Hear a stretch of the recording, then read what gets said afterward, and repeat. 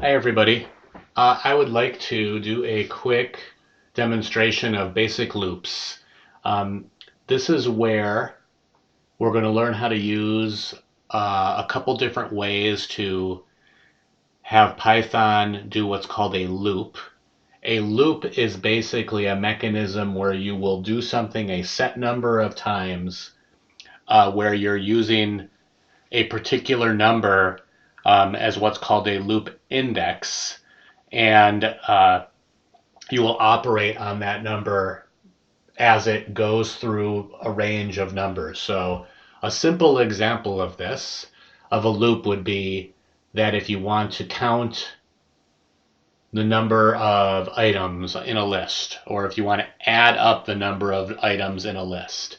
And as we go through this demo, you can think about how this might apply to the next assignment.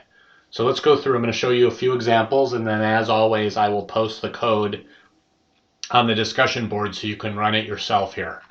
So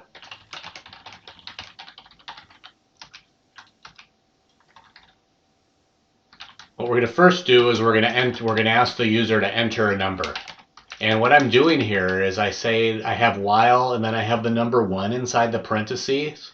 What's inside the parentheses will always evaluate to true, right? So by saying while 1, I'm really just putting this into an infinite loop. So I have to make sure that I have a way to exit the loop. Otherwise, my program will never end. So we're going to ask the user for an integer, and then we're going to make sure that it's a positive number.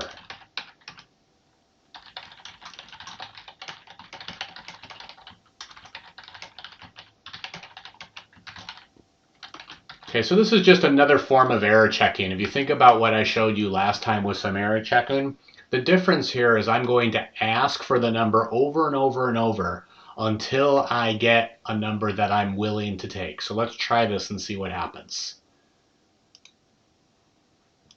So if I enter -99, it tells me, nope, that's not okay. If I enter 0, it says, nope, that's not okay. If I enter 0 again, it says it's not okay. But if I enter 1, then it continues and I'm okay. I don't have the checks here for non-integer numbers here. You can add those at your convenience. I'm going to just leave those out for simplicity here. So let's do what's called a basic for loop.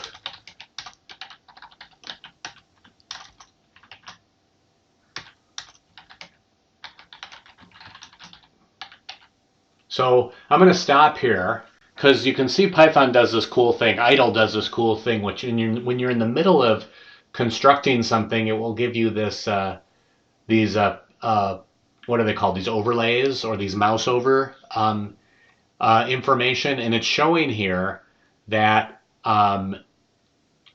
there's a few different ways to give input to this range command.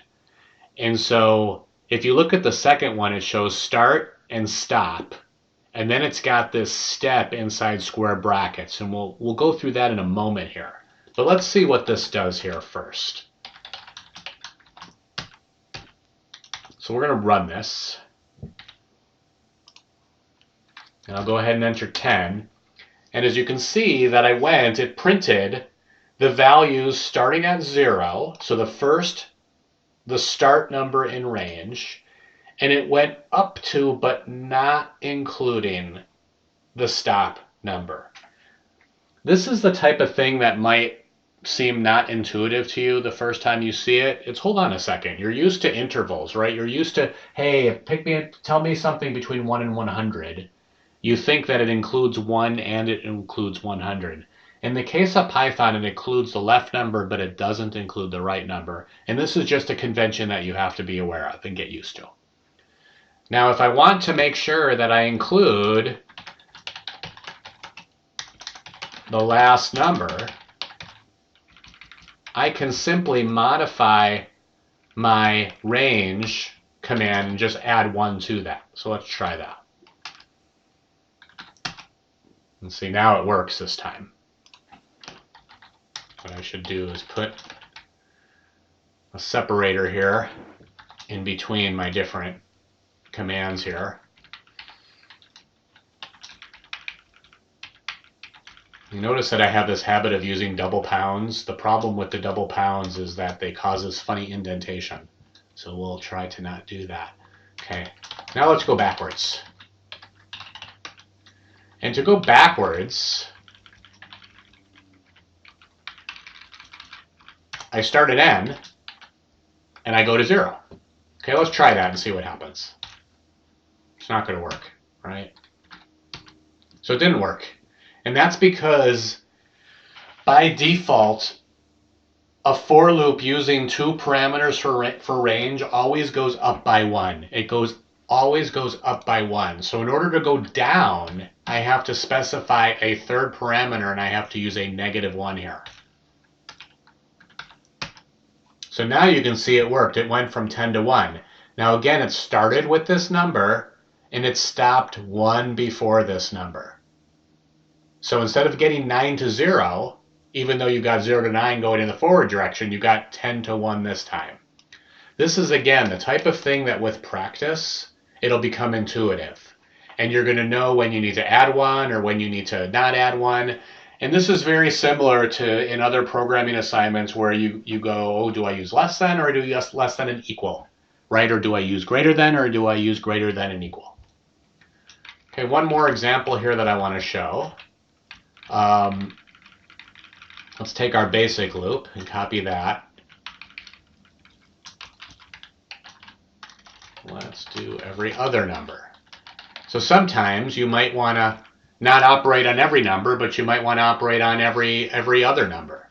And so again, I will use that third parameter, and this time I'm going to tell it to step by 2. And you can see here, I forgot my separator. But you can see here, down here, 0, 2, 4, 6, 8. And so this is a simple way to do every other number. I've given you basically what you need to do for this next assignment. There's some trickiness about the next assignment. Think about boundary conditions. Always think about boundary conditions. An example of a boundary condition might be if I enter the same number as both inputs, what might happen? Or if I enter the numbers in backwards order, or if I enter negative numbers, or one number is a 0. Those are the things for you to think about, and those are the types of things I will test in the next assignment. Finally, let me show you how to use a while loop as a basic for loop.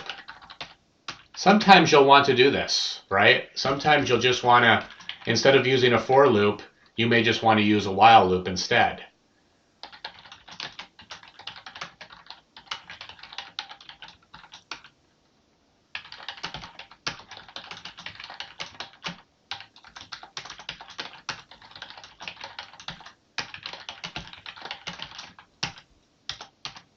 So let's try that and see if that works.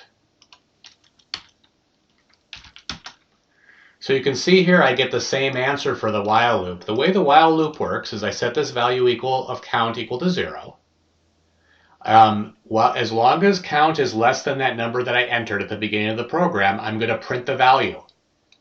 But then I add 1 to it. So eventually count will be equal to n, and I will exit my loop. Now, if I did this wrong, right, if I said count equals count minus 1, or if I forgot to increment the count, this while loop would never end, and it would be an infinite loop. So some things that you need to watch for. I can modify this while loop to do all the different examples I just showed you. Right, to include the last number, I'd make this less than and equal to, instead of just less than. If I wanted to go backwards, I'd start at n, and I'd do my comparison as long as it's greater than 0. If I wanted to step every other number, I'd change this +1 to a +2, and so on. So here you go. This kind of gives you some tools here to do some basic loops. You should be able to take your assignments 1 through 5 together that you've done so far, and along with the looping capability, you should be able to get assignment 6 done. As always, post feedback here on the discussion board or questions, and I will save and post this right now. Enjoy.